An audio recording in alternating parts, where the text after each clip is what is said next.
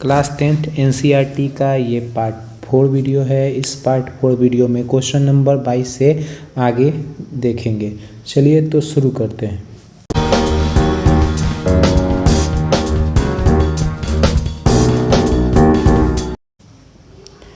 बाईस number question कह रहा है कि उदाहरण 13 को देखिए और निम्नलिखित सारणी को पूरा करिए। और इसमें एक क्वेश्चन ये भी बोल रहा है कि एक विद्यार्थी का यह तर्क देता है कि यहाँ कुल 11 परिणाम है। चलिए सबसे पहले इस सारणी को हम पूरा कर लेते हैं। चलिए हम सारणी को पूरा करते हैं। इसमें आपको उदाहरण 13 को देख के इसको पूरा करना है। आप यहाँ पर नीचे देख रहे होंगे उदाहरण जो है वो 13 नंबर कुछ इस तरह का है। इस सारणी को, इस क्वेश्चन को देखकर आपको ये सारणी जो है पूरा कर लेना है। इसमें देखेंगे कि इसमें क्वेश्चन कह रहा है कि एक सलेटी पासे एक नीले पासे को एक साथ फेंका जाता है। सभी परिणाम जो है इस तरह से दिया गया है। सलेटी पासा है और ये नीला पासा, ये दोनों को फेंका जाता है तो कुछ 36 परिणाम जो इस प्रकार से दिया गया है। तो आपसे पूछ रहा है कि घटना दोनों पासों की, तो इसी सारणी को आपको भर के इसमें दिखाना है। चलिए इस सारणी को हम भरते हैं। क्वेश्चन कह रहा है, इसमें पहला कह रहा है कि घटना दोनों के पासों की संख्याओं का योग 2 आने का। तो 2 आने का तो 1/36 दिया हुआ है। तो 2 आने का 1/36 जो है वो दिया गया है। दोनों पासा को जो जोड़ेंगे तो 2 आएगा। तो इसकी प्रोबेबिलिटी पूछ रहा है, तो ये तो दिया गया है। अब कह रहा है कि 3 आने की, तो 3 आने की जो है, देखो 3 जो है दोनों को जोड़ेंगे, दोनों पृष्ठ को जोड़ेंगे तो 3 आएगा। तो ये देखेंगे तो 1 और 2 3, 2 1 3, ये जो 2 संभावना इस तरह से है कि ये जो जोड़ेंगे तो उसकी प्रोबेबिलिटी हो जाएगी 3। तो ऐसी एक कंडीशन ये है और एक कंडीशन ये है। तो इसमें भर देते हैं तो ये हो जाएगा 2 टोटल जो है वो 36 कंडीशन, तो 2/36 इसको काट लीजिएगा तो ये हो जाएगा 1/18। ये इसमें भर लेते हैं। चलिए अगला कह रहा है कि दोनों पृष्ठों पर 4 आने की। तो भाई 4 को कब आ सकता है? तो 3 1 4 आ सकता है, 2 2 4 आ सकता है, 3 1 4 आ सकता है। इस तरह से आप ऐसे फिगर बनाते जाइएगा तो आपको अपने आप निकलते सब चला जाएगा। तो ऐसा कंडीशन क्या है? तो 1 2 3, तो इसका हो जाएगा 3/36। इसको काट लीजिए, 3 एकम 3 और ये हो जाएगा 3 एकम 12 दूना 24, 12 36। इसका हो जाएगा आंसर 1/12। चलिए आगे देख लेते हैं। कह रहा है कि दोनों पृष्ठ पर 5 आने की। तो 5 कब आ सकता है? 4 1 5, 3 2 5, 3 2 5 और 4 1 5। इस तरह से आप फिगर बनाते जाइएगा, आपको अपने आप निकलते सब चला जाएगा। तो ऐसा कंडीशन कितना है? तो 4 है और टोटल है 36। चलिए इसको काट लेते हैं। इसको काटेंगे तो 4 एकम 4 और 1 मरतब में, 9 दूना 18, 9 3 27, 9 चौक 36, 9 मरतब में, तो 1/9 इसका आंसर हो जाएगा। अगला कह रहा है कि भाई 6 होने का। तो 6 जो होगा ये सारा कंडीशन हो सकता है। इस तरह के आप देखते चले जाइएगा, इस तरह के फिगर बनाते जाइएगा और आपको अपने आप निकलते चला है। 5 1 6, 4 2 6, 3 3 6, 4 2 6 और 5 1 6। तो ऐसा कंडीशन है 1 2 3 4 5। तो ये 5 अब बटा 36 ही कटेगा नहीं। इसी तरह से इसमें ऐसे ही भर देते हैं। अब कह रहा है 7 आने का। तो 7 आने का जो कंडीशन है, तो ये सारा 7 आने का जो कंडीशन है, 6 1 7, 5 2 7, 4 3 7, 4 3 7, 5 2 7 और 6 1 7। ये कंडीशन जो है टोटल है ये कंडीशन टोटल हो जाएगा। तो 1 2 3 4 5 6, तो ये हो जाएगा 6/36। आप इसको काटिएगा तो 6 एकम 6, 6 1 36, 6, ये हो जाएगा 1/6। 8 का तो पहले से ही बताया गया है 5/36। 9 होने की। तो 9 होने की कब हो सकता है? तो देखिए 6 व 3 9, ये इस तरह से कंडीशन 6 व 3 9, ये 6 3 9, 5 4 9, 5 4 9 और 6 व 3 9, इस तरह से कंडीशन ये अप्लाई हो जाएगा। तो ये इसमें टोटल है 1 2 3 4, ये हो जाएगा 4/36। इसको काट लीजिएगा तो 1/9 हो जाएगा। इसमें भर लेंगे। अगला कह रहा है 10 होने का। तो 10 होने का 6 4 10, 5 5 10 और 6 4 10। तो ऐसा 3 कंडीशन है, तो इसमें भी भर लेंगे 3/36। इसको काट लेंगे, 3 एकम 3 और 12 दूना 24, 12 36, 1/12। अब कह रहा है 11 होने का। तो 5 और 6 5 11, 6 5 11, ये सब 2 ही कंडीशन है। तो ये हो जाएगा 2/36 आप इसको काट लीजिएगा तो ये हो जाएगा 1/18। और कह रहा है 12 होने का, तो 12 का तो एक ही है संभावना, तो 1/36। तो इस तरह से हम लोग ये सारणी को आसानी से भर लेंगे। चलिए इसमें एक और क्वेश्चन कह रहा था, आप देख लीजिएगा, इस तरह से आप आसानी से इसको क्वेश्चन को सॉल्व कर लीजिएगा। क्वेश्चन नंबर इसमें एक और कह रहा था कि एक विद्यार्थी यह तर्क देता है कि यहाँ कुल परिणाम 11 है। कुल परिणाम जो है 11 है, 2 है, 3 है, 4 है, 5, 6, 7, इस तरह से 11 है और 12 है और 12 है। अतः प्रत्येक परिणामों का जो प्रत्येक की प्रत्येकता प्रोबेबिलिटी 1/11 है। क्या आप इस तर्क से सहमत है? सकारण उत्तर दीजिए।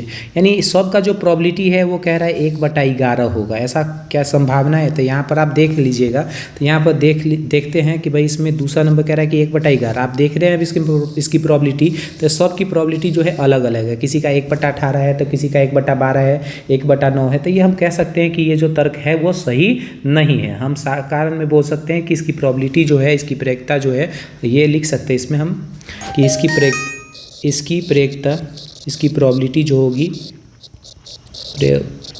प्रोबेबिलिटी या प्रत्येकता जो होगी सही नहीं है, सही नहीं है। अगर कोई कारण पूछे सही नहीं है, क्योंकि इसकी प्रोबेबिलिटी अलग है। लिख सकते हैं इसकी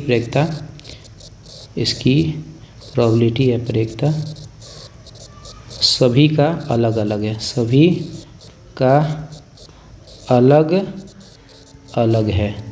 तो बस अब इसका आंसर ये लिख दीजिएगा, अलग अलग है। क्योंकि सबका अगर कह रहा है 1/11, 1/11 तो सभी का नहीं है। इसमें किसी का 1/9 है, तो ये हम कह सकते हैं कि ये जो कह रहा है, कथन जो ये कह रहा है, ये बिल्कुल गलत है। चलिए हम क्वेश्चन नंबर आगे चलते हैं। 22 को देख लिए। क्वेश्चन नंबर 23 की ओर आगे बढ़ते हैं। 23 नंबर क्वेश्चन कह रहा है कि एक खेल में 1 रुपये के सिक्के को 3 बार उछाला जाता है। प्रत्येक बार परिणाम लिख लिया जाता है। तीनों परिणाम समान होते हैं, पर अर्थात 3 पट प्राप्त होने पर हनीफ खेल में जीत जाएगा, अन्यथा हार जाएगा। हनीफ खेल में हार जाने की प्रोबेबिलिटी पूछ रहा है। देखिए, आप एक सिक्का हो, उसको 3 बार उछालिए तो उसके जो प्रोबेबिलिटी, कुल जो संभावना है उसकी जो हो जाएगी वो 8 होगी। आप एक सिक्का को अगर 2 बार उछालिएगा तो उसकी प्रोबेबिलिटी यानी जो कुल संभावना है वो 4 हो जाएगा। 3 बार उछालिएगा तो उसका जो प्रोबेबिलिटी हो जाएगा, कुल संभावना जो हो जाएगा वो 8 हो जाएगा। तो आप एक सिक्का को उछालिएगा तो वो हो सकता है हेड। वो कंडीशन कौन कौन सा आ सकता है देखते हैं। चलिए, एक सिक्का को अगर हम 3 बार उछालते हैं तो कुल जो संभावना होगी वो 8 हो जाएगी। कौन कौन सा हो सकता है? तो हेड हो सकता है, टेल हो सकता है, हेड टेल हो सकता है, टेल हेड हो सकता है, हेड टेल हो सकता है, टेल हेड टेल हो सकता है, टेल हेड हो सकता है, टेल टेल हो सकता है। तो जो कुल संभावना है वो हो जाएगी, यहाँ पर लिख लेते हैं, कुल जो संभावना हो जाएगी वो एक सिक्का को 3 बार उछालने पर वो 8 हो जाएगी।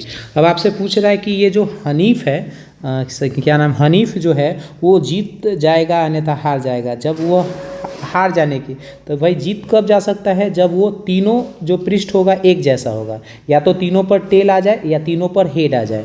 तो वो जीतने की जो होगी वो ये तब कंडीशन जब ये हेड, तीनों पर ही हेड आ जाएगा और तीनों पर अगर टेल आ जाएगा तो वो जीत जाएगा। तो जीत जाने की जो हो जाएगी वो तो ये संभावना, अगर टेल आ जाता है तीनों पर तो वो जीत जाएगा। अगर तीनों पर अगर हेड आ जाता है तो वो जीत जाएगा। लेकिन यहाँ पर हारने की पूछ रहा है, तो भाई हारने का जो बाकी बात जो बच गया वो हारने की हो जाएगी। तो भाई ये 2 गो जो है जीतने का था, हारने का जो होगा। तो चलिए इसका लिख लेते हैं। कह रहा है प्रोबेबिलिटी हारने का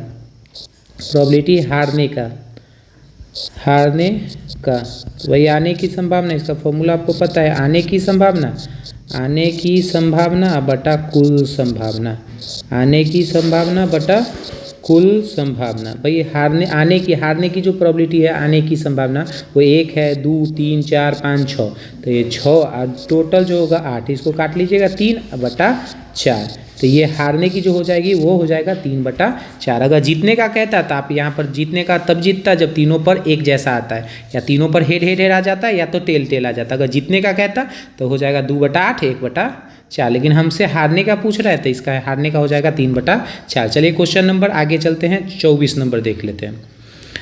चलिए क्वेश्चन नंबर 24 को देखते हैं। क्वेश्चन नंबर 24 कह रहा है कि एक पासे को 2 बार फेंका जाता है। वही चीज़ है, अगर आपको ये कन्फ्यूजन दूर कर लेना है कि एक पासा हो, अगर उसको 2 बार फेंका जाता है, 2 बार फेंका जाएगा तो 36 कंडीशन ही आएगा। 2 पासा को आप फेंक दीजिए एक बार तब भी 36 कंडीशन, या एक पासा को 2 बार फेंकेगा तब भी 36 कंडीशन ही आता है। तो वो 36 कंडीशन आपको लिख लेना है यहाँ पर एक बार फिर से। वो कौन कौन सा कंडीशन आता है। अब आपसे क्वेश्चन में कह रहा था कि एक नंबर कह रहा है कि भाई एक नंबर आपसे पूछ रहा है कि 5 किसी भी पासे पर नहीं आए, तो 5 किसी भी पासे पर नहीं आए तो भाई एक भी पासा पर 5 ना आना चाहिए।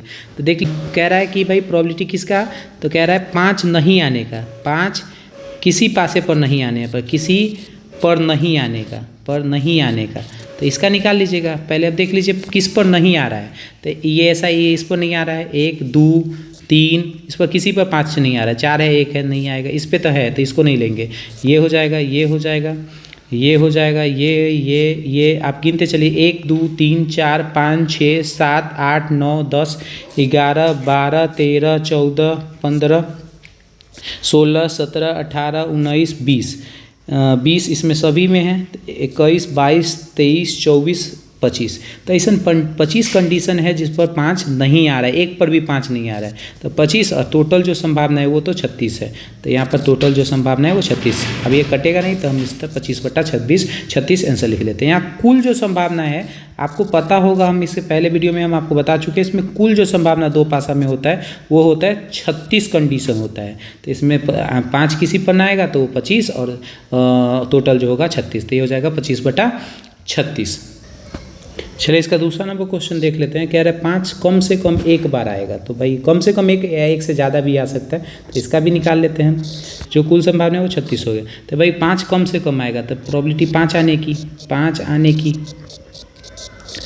की, तो भाई 5 आने की या किसी पर एक 5 पर आने की, तो ये हो जाएगा। देखिए आप जो है उसके बाद आप घटा लीजिएगा 36 में, तो एक कंडीशन ये हो सकता है, यहाँ 1, ये 2, ये 3, ये 4 5 6 7 8 9 10 1 11, तो ये हो जाएगा ऐसा 11 कंडीशन होगा जिस पर 5 आएगा, तो 11 टोटल जो है 36, तो इसका आंसर हो जाएगा 11/36। ये कटेगा नहीं। आगे चलते हैं, 24 नंबर क्वेश्चन देख लिए।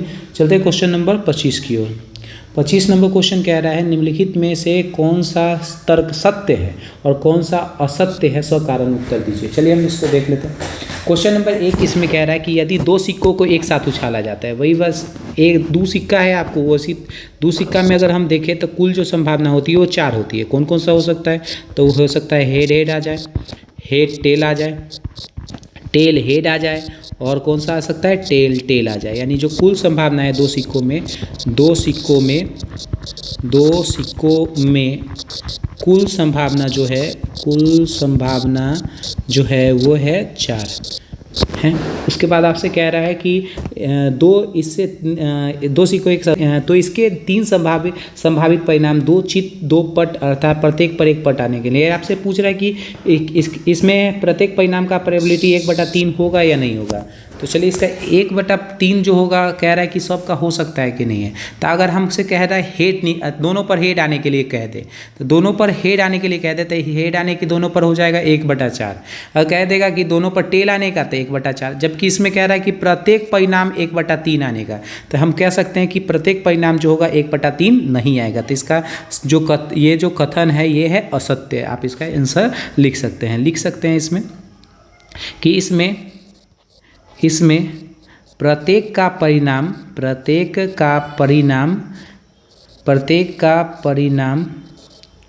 1/3 नहीं आएगा, इसलिए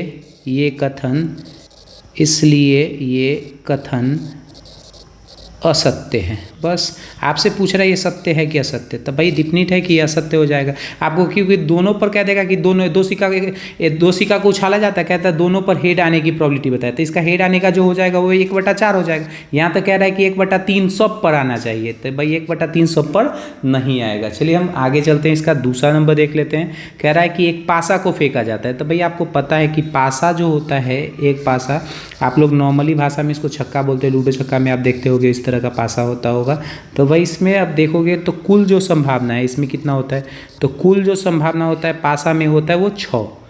कुल जो संभावना होता है वो पासा में 6 होता है। अब भाई वो कौन कौन सा हो सकता है, तो भाई 1 हो सकता है, 2 हो सकता है, 3 हो सकता है, 4 हो सकता है, 5 हो सकता है और 6 हो सकता है। अब कह रहा है कि एक पासा को फेंका जाता है, इसमें 2 संभावित परिणाम, एक विषम संख्या एक सम संख्या होने की पूछ रहा है। तो भाई सम संख्या पहले विषम संख्या निकाल लेते हैं। तो भाई प्रोबेबिलिटी विषम का कह रहा है, चलिए वो सत्य है कि नहीं, और सबका जो प्रोबेबिलिटी वो कह रहा है कि 1/2 आना चाहिए। चलिए हम निकाल लेते हैं, विषम संख्या का कह रहा है तो विषम संख्या का निकाल लेते हैं। तो 1 विषम है, 3 विषम है, 5 विषम है, तो 3/6 काटिएगा तो 1/2 यानी 1/2 आ रहा है। इसमें कह रहा है कि सब में 1/2 आएगा कि नहीं, कब कह रहा है कि विषम होने पर, तो विषम होने पर 1/2 आ रहा है। एक और कह रहा है कि सम भी होने पर इसको चेक करना है, तो भाई इसका भी निकाल लेते हैं प्रोबेबिलिटी सम होने का, सम संख्या होने का। तो सम संख्या इसमें कौन कौन है, तो 2 है, 4 है और 6 है, यानी 3 आने की जो संभावना है वो 3 है, कुल जो संभावना है वो 6। आप इसको काट लीजिएगा तो 1/2 यानी हम कह सकते हैं कि ये तर्क जो है बिल्कुल सत्य है। तो हम लिख सकते हैं अतः ये कथन जो है, ये जो कथन है वो सत्य है। इसमें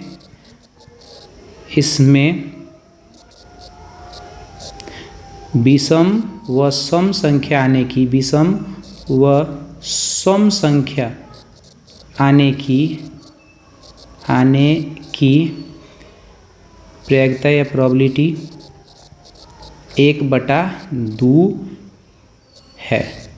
तो ये कथन जो होगा सत्य होगा, यानी ये सब का जो प्रोबेबिलिटी होगा विषम होगा या सम होगा, वो उसकी प्रोबेबिलिटी हमेशा 1/2 होगा। ये हम कह सकते हैं सत्य है और ये जो है असत्य है। चलिए ये वीडियो यहीं पर समाप्त करते हैं। ये एक्सरसाइज भी यहाँ पर ख़त्म होता है। अगले पार्ट में एक्सरसाइज 15.2 ऐच्छिक क्वेश्चन को हम देखेंगे।